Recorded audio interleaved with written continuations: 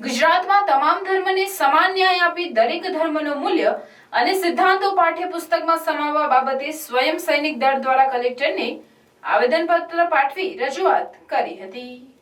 ગુજરાત સરકારે હમણાં શાળાઓમાં ધોરણ 6, 7 અને 8ના પાઠ્યપુસ્તકોમાં શ્રીમદ ભાગવત ગીતાના મૂલ્યો અને સિદ્ધાંતો અભ્યાસક્રમમાં શરૂ કર્યું છે, જેનો સ્વયં સૈનિક દળે વિરોધ નોંધાવી આક્ષેપ કર્યા કે ભારતમાં તમામ ધર્મના લોકો રહે છે અને ભારત બિન સાંપ્રદાયિક રાષ્ટ્ર છે।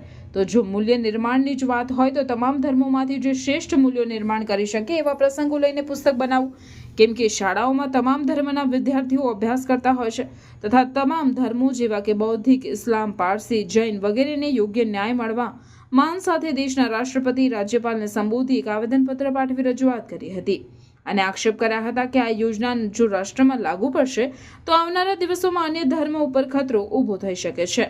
ધર્મજનોની કે કટ્ટરપંથી લોકો જન્મે અને અન્ય ધર્મ જેવા કે બૌદ્ધ, શીખ, જૈન વગેરે ઉપર હુમલો કરી શકે તેમ છે, તો આ પુસ્તક પરત ખેંચી અને સર્વધર્મના પુસ્તક પરત ખેંચી અને સર્વધર્મના પુસ્તકોમાંથી ધાર્મિક મૂલ્યો અને સિદ્ધાંતો સામેલ કરી પુસ્તક ભણાવવાની માંગ કરી હતી। હિન્દુ છે, શીખ છે, બૌદ્ધ છે, ઈસાઈ છે, મુસ્લિમ છે, તો આપણે આ જે બુક આપવામાં આવી છે તેમાં ખાલી એક જ ધર્મની વાત કરવામાં આવી છે। તો શું કે એક જ ધર્મ વિશે વાત કરવામાં આવી છે, તો બીજા બધા ધર્મના બી ઘણા બધા એવા મતલબ કે ધર્મની અંદર ઘણા બધા એવા મૂલ્યો અને સિદ્ધાંતો છે, તો એ પણ શું કહેવાય કે દર્શાવવા જરૂરી છે બુકમાં।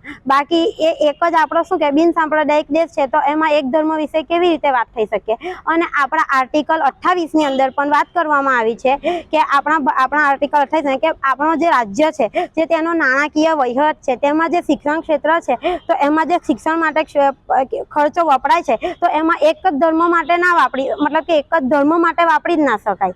તો એ માટે અમે આવેદનપત્ર આપવામાં આવ્યા છે અને જો આ જ રીતે મતલબ કે શું કહેવાય આ બુક પરત ખેંચવામાં નહીં આવે અને આ શું કહેવાય જોગવાઈ સ્વીકારી લે અને પરત ખેંચવામાં નહીં આવે તો પછી અમે લોકો સ્વયં સૈનિક દળના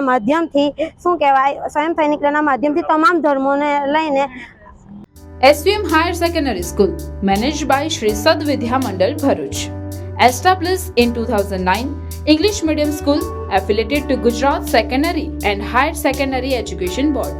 Classes from playgroup to standard 12th science stream. We are pleased to inform that SVM school is starting general stream commerce classes from standard 11th from next academic year, June 2024.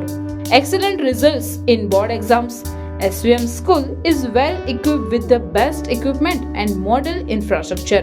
Activity-based learning, confidence and sound attitude with co-curricular activities, science, maths, computers laboratories, activity rooms, library, performance assessment test conducted by GCERT, exposure to external exams, regular seminars, orientations, competitions, tours, medical camps and many more activities. We are starting 11th Commerce from next academic year. For admission and more details, contact today. Admission open for entire school including 11th Commerce for next academic year. SVM English Medium School beside Atithi Bungalows, Rewaba Township Road, Bharuch. Phone number 245314. Mobile number 76230 03994.